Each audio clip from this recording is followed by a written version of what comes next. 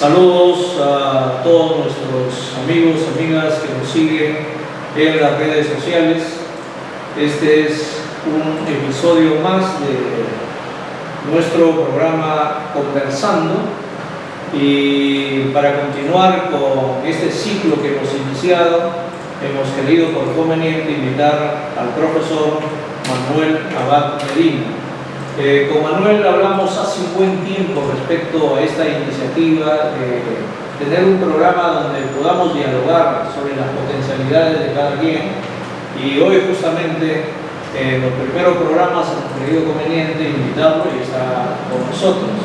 Por lo tanto, le damos la bienvenida, Manuel, y espero compartir con tu experiencia en esta conversación. Muchas gracias, Andrés. Agradecerle al programa, en este caso a Conversando, y obviamente al diario digital El Regional de Piura, ¿no?, que tú diriges. Dispuesto pues a conversar y a charlar esta amena tarde. En cierto momento, en una conversación que tuvimos, pude conocer el prodigio de tu memoria, que manifestabas, ¿no? Esa facilidad de conversar sin hacer mirar nada, aquellos poemas, aquellos versos que en algún momento seguramente te influenciaron. ¿Cómo así nace tu vocación? Primero por la educación y segundo tu vocación por la academia. Esta vocación por la pedagogía, creo que es una vocación y un talento que muchas personas tienen, ¿no? Siempre tenemos esa disposición de querer acompañar el crecimiento, por ejemplo, de los hermanos menores, de los hijos, ¿cierto? Y eso es lo que a mí me ha pasado cuando decidí estudiar pedagogía, especialmente la especialidad de lengua y literatura española, que ha enrumbado mi vida y que le ha dado sentido a ella, ¿no? Este hecho de inclinación por enseñar y tener una relación directa con los estudiantes, con los chicos, con las chicas, me ha permitido también ir descubriendo que estos dones, estos talentos que uno posee como maestro, los comparte definitivamente con sus estudiantes, y sobre todo cuando se trata de un área como es literatura, ¿no?, que es bastante entretenida, amena, divertida, pero también no deja de ser reflexiva. Y por tanto hay una serie de otros elementos, como por ejemplo la armonía, la musicalidad, que cuando uno comparte una lectura o recita un poema frente a los chicos, lo que quiere es que ellos se queden con este tipo de características que posee la literatura, ¿no? Tú tienes experiencia en la educación básica regular, enseñas actualmente en una institución educativa. Además tienes experiencia en docencia universitaria, has enseñado en la Universidad de la Frontera, de Sullana, y has trabajado con jóvenes. Por lo tanto, mi pregunta es la siguiente: ¿cómo así reciben ahora los jóvenes ese arte, esa vocación, o en todo caso la literatura como un instrumento de inspiración y de creatividad? ¿Cómo se muestran frente a estas enseñanzas? Yo creo que los chicos y las chicas de la educación básica regular, con los cuales comparto hasta ahora mi tarea de maestro, y también ha pasado por los chicos en pregrado, ¿no?, a nivel de universitario, donde he tenido la oportunidad de enseñar, como tú bien lo has dicho, ¿no? Leen poesía, les gusta la poesía, es más, hasta le escriben la poesía, ¿no? Entonces, esto resulta, yo creo, alentador, porque yo me he encontrado que cada vez te encuentras con un grupo de lectores que es más abundante de chicos que se inclinan por leer poesía, ¿no? Ajá. Si haces un poco de memoria, ¿qué poesía te llegó por primera vez cuando eras joven, cuando estabas en etapa de formación? Sí, hay tantas y muchas, ¿no? Realmente am, creo que los primeros poemas que empecé a leer y que facilitaban la memorización, porque tiene que ver mucho con eso, ¿no? Con la armonía, la musicalidad que tenga el poema para que a uno finalmente le cale, ¿no? Rubén Darío, por ejemplo, era un poeta que a mí me gustaba, ¿cierto? Bueno, hasta ahora me sigue gustando, ¿no? Este, Sin embargo, si quisiéramos hablar de un poeta mucho más orquestal, mucho más musical, es José Santos Chocano, ¿no? Acuérdate que los dos son modernistas, Darío, ¿cierto? El poeta nicaragüense, y Chocano, el poeta que se hacía llamar el poeta de América, ¿no? ¿Verdad? Y por consiguiente peruano, ¿no? Y que Entonces, quiso incluso 1 metro cuadrado para que lo sepulten de pie, ¿no? sí, sí, sí. En realidad la personalidad de Chocano ha sido bastante sui generis, ¿no? Por lo que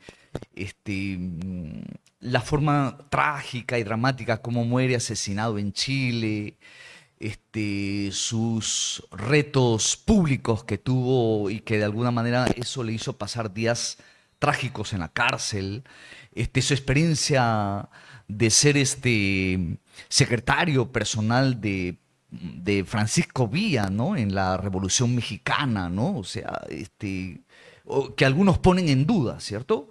Entonces era un tipo bastante singular, pero uno puede entender que en esa vida fragorosa que tenía Chocano, ¿verdad? Podía escribir poemas tan hermosos, ¿no? A ver, por ejemplo, ese hermoso poema que dice los caballos de los conquistadores, ¿no? Los caballos eran fuertes, los caballos eran ágiles, sus pescuezos eran finos y sus cascos relucientes. Los caballos eran fuertes, los caballos eran ágiles. Un caballo fue el primero en los tórridos manglares, cuando el grupo de Balboa caminaba despertando las dormidas sobre las soledades, que de pronto dio el aviso y prosigue Chocano. Y Este, muy, muy profundo, ¿no? Sí, yo creo que él revive pasajes históricos de esa épica y de la gesta conquistadora, pero lo hace de una manera muy musical y orquestal, que cuando compartes con los chicos, a los chicos se les queda ahí como una cinematografía, ¿no? Yo me he encontrado con chicos que me han recitado públicamente, ¿no? Me han dicho, profesor Manolo, los caballos eran fuertes, los caballos eran ágiles. Y para mí es una alegría y una satisfacción encontrar a chicos que han salido hace como 15 o 20 años del colegio y sin embargo todavía recuerdan esos poemas producto de las clases que compartíamos con ellos. Además de Chocano, que veo que te agrada bastante y en definitiva la profundidad de sus letras te lleva a eso, ¿existen otros poetas que te hayan marcado de igual manera? Sí, yo en el caso de la poesía peruana, que es muy rica y muy variada, ¿cierto? Ha habido siempre una discusión entre el grupo de los poetas comprometidos socialmente, con una actitud de denuncia, ¿cierto? Ahí está el caso de la poesía de Vallejo, de Manuel Escorza, el autor pues, de Redoble por Rancas, Historia de Garabombo el Invisible, de Sebastián Salazar Bondi, de Mario Florián, que es una poesía con marcada actitud contestataria, pero también me ha gustado leer mucho la poesía más bien de corte más formal, más íntima, más personal, como es el caso, por ejemplo, de de Martín Adán, que va hasta lo filosófico, ¿no? Por ejemplo, de Jorge Eduardo Eyelson, ¿no? Hay un hermoso poema de Jorge Eduardo Eyelson, Los nudos, que se le he escuchado declamar a Carmen Cruz, ¿no? ¿Qué tal declamación? Realmente, yo creo que hay mucha gente, amigos, que compartimos y que están, digamos, siempre leyendo y siempre muy cercanos a la literatura y sobre todo a la poesía, ¿no? ¿Qué reflexión te merece en esta pequeña conversación que estamos teniendo Javier Heró como heredad para los peruanos? Heró, el mito de Heró, ¿no? Heró, el poeta joven, el poeta, Falleció a los eh, 21 años. sí, efectivamente, el poeta guerrillero, ¿no? Heró, pues, en sus poemas El viaje, El río. ¿Qué tales poemas? ¿Qué tal fuerza que tiene Heró, ¿no? Yo creo que es un poeta que eternamente va a ser joven, ¿no? Porque es una poesía muy fresca, pero a la vez muy reflexiva, ¿no? Esto también lo he compartido con los chicos, ¿no? El viaje, por ejemplo, ¿no? Qué hermoso poema de Javier Heró, ¿no? Ajá. Ahora, es considerado uno de los poetas más grandes por la profundidad de sus versos, César Vallejo, ¿no? Tú lo has mencionado. Entre toda la producción que es bastante vasta y que lógicamente decir cuál de sus poemas es mejor, ¿cuál es el que más te impresiona? Hay muchos poemas de Vallejo realmente que nos que cuando leemos a Vallejo y descubrimos su alcance y su actualidad, nos conmociona, ¿no? Sin embargo, este Vallejo, por ejemplo, cuando escribe este hermoso poema que dice Me moriré en París con aguacero, un día del cual tengo ya el recuerdo, me moriré en París si no me corro tal vez un jueves, como soy de otoño. Jueves será porque hoy jueves que pros estos húmeros me he puesto con todo mi camino a verme solo. César Vallejo muerto, le daban duro con un palo y duro con una soga y son testigos los días jueves, la soledad, la lluvia y los caminos. ¿Qué tal Vallejo, no? ¿Qué tal Vallejo? Y esa inspiración era el dolor profundo que sentía, creo, por ciertas situaciones vividas. Sí, pues apátrida, lejos de la patria, recuerda que Vallejo vivió también otra experiencia trágica, encarcelado injustamente en Trujillo, con un proceso que se le siguió aún después de muerto, ¿no? Una cosa que suena a ironía, ¿no? Viviendo en un país con una lengua completamente distinta a la suya, ¿cierto? En Francia, en París, solo, luego quizá acompañado por el amor de Giorgio Filipar, ¿no? Pero en suma, creo que hay un poema de Vallejo que lo revela todo, ese que dice, hay madre un lugar en el mundo tan lejano y tan frío llamado París. Y hoy he vuelto acá si no he tenido ni sírvete, ni servilleta, ni agua, ni nada. He almorzado soledad.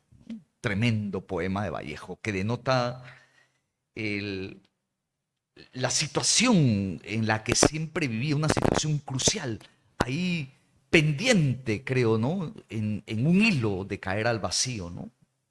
Ujú. Si tus alumnos te pidieran, a ver, profesor, recréanos con el poema Masa, ¿qué le dirías?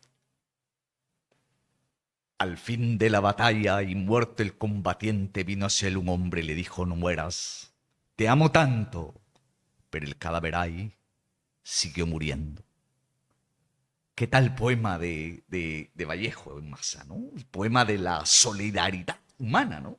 Eso era Vallejo. La grandeza de Vallejo está en cantar siempre al hombre, ¿no? En toda su magnitud. Porque Dios jamás podrá ser hombre, ¿no? Ajá, sí, pues. Pero yo creo que más Vallejo era anticlerical, ¿no?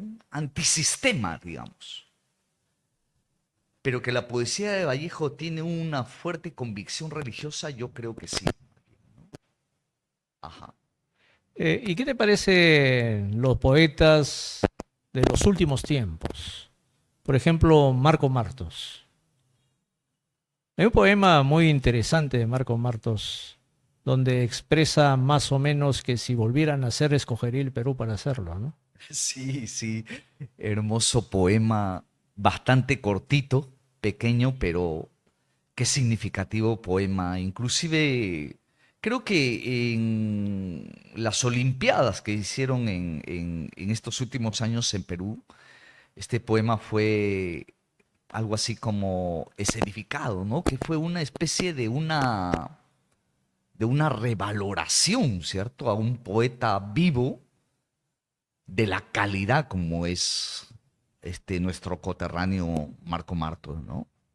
Se podría decir que ahora tenemos menos poetas que antes, menor vocación por escribir poesía y mucha más predisposición para hacerlo en otros géneros literarios. Más bien yo pienso lo contrario, ¿ah? Este, ah, Se escribe más poesía ahora y se publica más poesía y se lee más poesía. Las últimas apariciones, por ejemplo, de poetas novísimos, por llamarlo de alguna manera, eh, es gente que se ha atrevido a publicar su primer libro de poesía, ¿no? Sin embargo, sigue habiendo pues esta luz, ¿no? De que la poesía eh, reflexiva no es muy comercial y por lo tanto el género que más vende en este caso es la narrativa, ¿no? Bueno, cuestión de productos, cuestión de gustos y cuestión de venta, ¿no? De marketing también tiene que ver eso, ¿no? Y a nivel de creatividad, ¿cuál es el aporte de las mujeres en la poesía? Sin duda, como en todos los demás campos de la vida humana, las mujeres han ido ganando todo un sitial, ¿no? Que no ha sido fácil para ellas. Y en poesía aparecen cada vez más poetas mujeres. Por ejemplo, hay una poeta querecotillana, suyanera acá, ¿no? Ay, Dios mío. Salida de la Universidad Nacional de Piura, ha publicado ya 2 libros de poesía, me parece que 3, ¿no? Eh, y es una poeta que ahora está radicando en Lima, enseña en la Universidad Católica y está escribiendo muy bien poesía, ¿no? Desde una visión muy femenina, ¿no?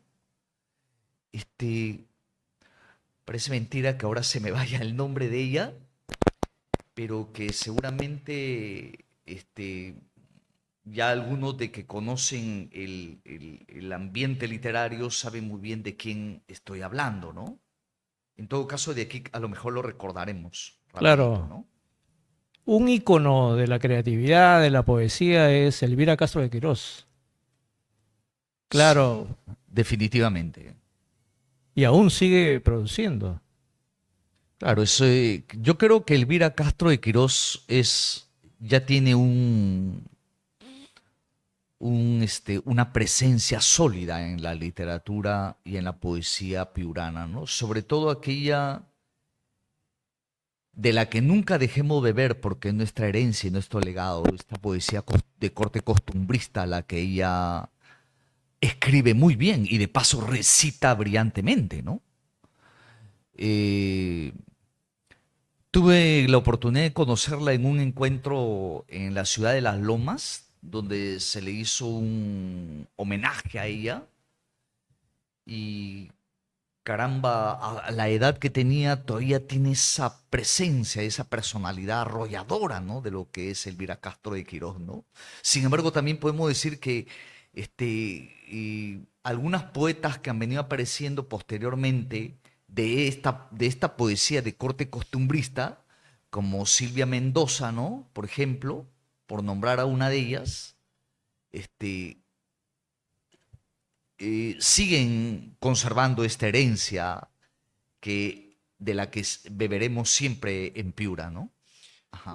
Regresando a la parte inicial de esta conversación, te preguntaba sobre algunos aspectos personales y en definitiva dedicarse a la literatura como vocación, como un don, fundamentalmente como un don, tiene también aspecto de inspiración en alguien. ¿Quién, o sea, te formó con este espíritu de descubrir, o sea, la literatura, de descubrir fundamentalmente la poesía? Eh, Yo he tenido la suerte, Andrés, de tener un ambiente propicio para leer y para escribir, ¿no? Por suerte, mi padre era un hombre que siempre se había preocupado por tener una biblioteca en casa.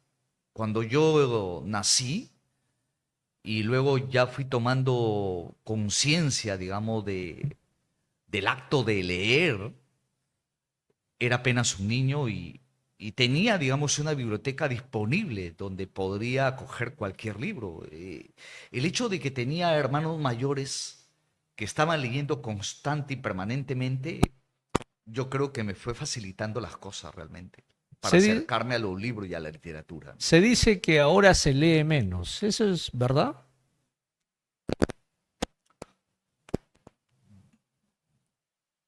Este, la UNESCO, a través de algunos datos, nos dice que el Perú es el país que menos se lee en la región. Sin embargo, en eso de que menos se lee, hemos avanzado en estos últimos años. Se está leyendo más, se compran más productos. Cuando digo más productos me refiero a los libros. Y los libros cada vez son más variados, ediciones mejoradas, más al alcance de los bolsillos, ¿cierto? Y por lo tanto, yo creo que conscientemente que se está leyendo más. Es más, en las escuelas nos preocupamos los maestros para que los chicos lean, ¿no?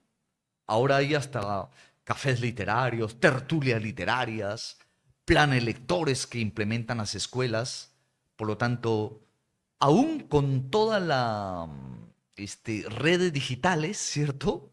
Con toda esta tendencia de la cultura digital, es más, de la inteligencia artificial, yo creo que ahora se lee un poco más.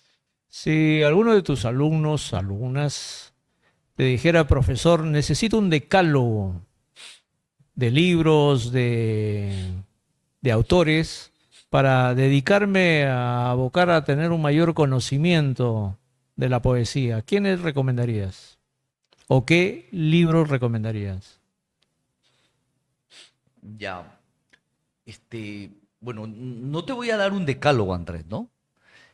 Pero yo creo que lo primero que siempre recomiendo es que los chicos tienen que acercarse por un principio, este, de proximidad, es a lo que tienen más a mano, es decir, empezar por la escritura local, ¿no?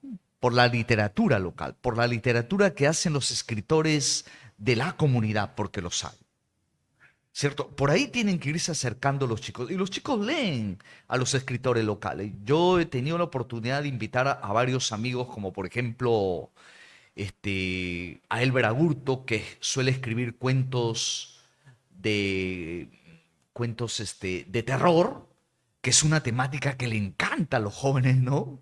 Y los chicos han quedado realmente entusiasmados, animados de leer el libro de Elber Agurto, de conversar con él, de preguntarle de tal o cual frase que expone tal o cual personaje o de alguna circunstancia o hecho que le llamó poderosamente la atención a ellos, ¿no?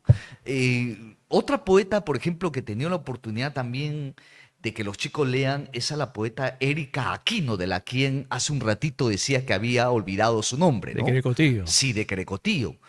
Tiene un poemario últimamente titulado Demolición. Mira nomás la palabra, ¿no? Demolición. Parece una palabra no muy poética. Y aborda temas que regularmente la poesía, se creía que de la poesía no se podía abordar. Por ejemplo, el poema de la violencia, el tema de la violencia contra la mujer.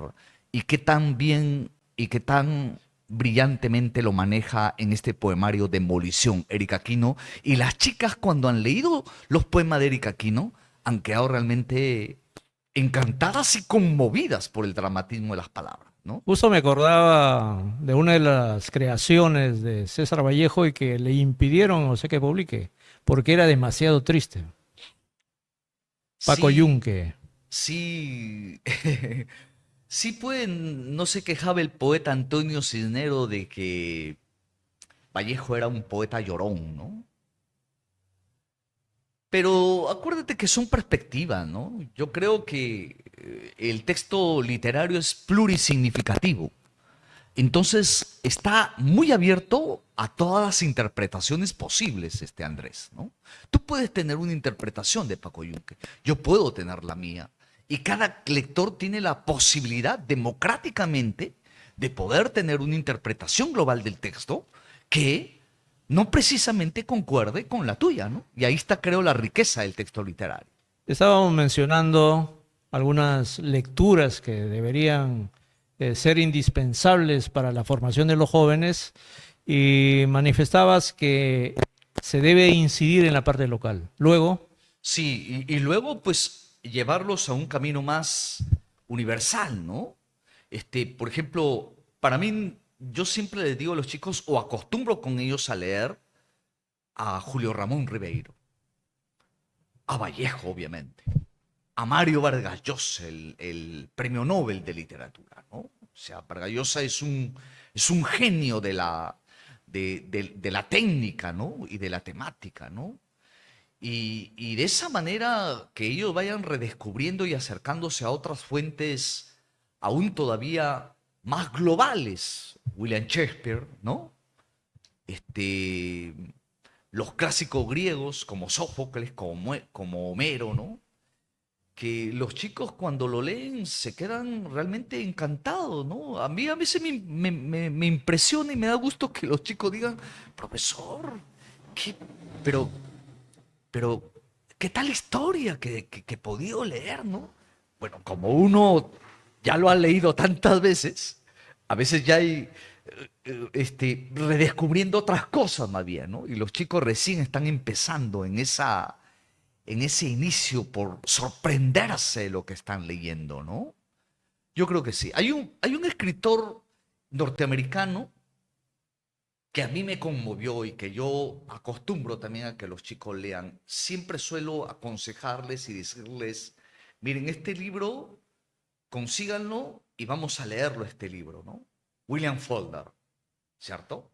Faulkner, otro Nobel de la literatura, perteneciente a esa llamada generación perdida norteamericana, pero que es un tremendo narrador y un tremendo escritor. Muchos de los escritores locales, como el caso de Víctor Borrero o, por ejemplo, Vargas Llosa o García Márquez, han bebido, digamos, de las fuentes iniciales, ¿no? De William Faulkner, ¿no? Ahí está el maestro, decían ellos, ¿no? y además de los que has mencionado, ¿se puede destacar a alguien en Piura, en la región Piura? Sí, yo creo que muchos, Andrés, realmente, muchos. Un sitio muy bien ganado lo tiene Houdini Guerrero, lo tiene Alberto Alarcón. ¿Qué tal poesía de Alberto Alarcón? Lo tiene Sigipreo Burneo, lo tiene Rafael Gutarra, José Lalupú. En realidad hay muchos.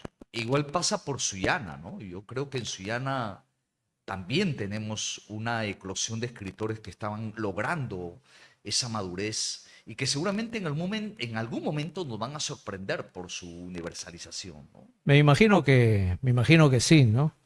Ahora ha sido muy interesante el diálogo que hemos tenido y quisiera, o sea, despedirnos en este programa con alguno de tus prodigiosos poemas guardados en tu memoria y que no pueden estar ahí, ¿no? Por lo menos que la población que nos ve, que nos escucha, sienta esa necesidad o sienta la belleza de lo que es la palabra. Sí, voy a tener la oportunidad de leerles un poema titulado Nocturnas, que dice así: